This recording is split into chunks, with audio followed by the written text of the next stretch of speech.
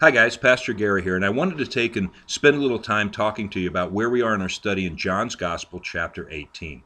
The scene, well, Jesus is in the garden. He and his disciples are there, and we know what we see in the other Gospels about how Jesus took and spent time in prayer talking to the Father about what was about to happen in his crucifixion on the cross. But there was another scene that took place when Jesus is about to be arrested, where some troop of over 200 men come out to arrest this, well, peasant rabbi who's giving no resistance. But in the process, as they're taking him into custody, Peter jumps out, grabs a sword, and lops off the ear of Malchus, the servant of the high priest.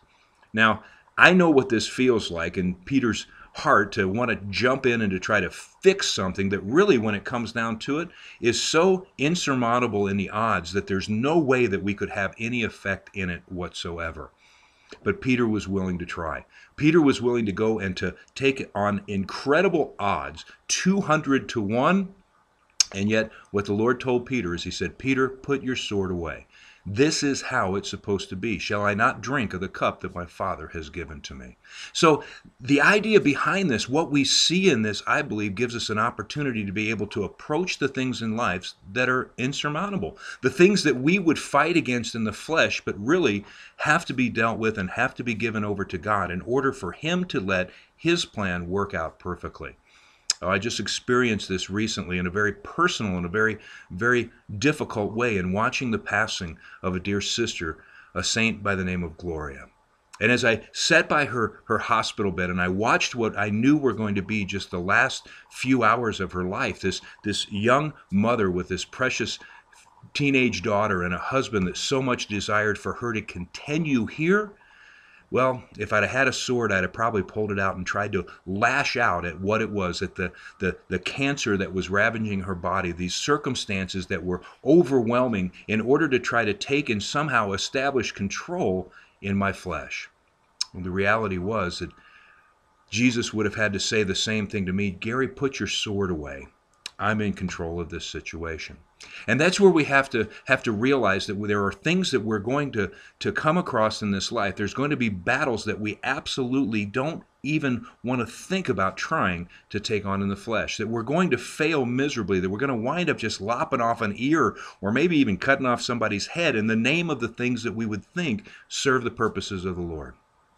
But the reality is, we have to stay in tune with God's plan, with the Spirit of God, and with what Jesus Christ would have us do as we would face these things that seem to be so overwhelming and out of our control.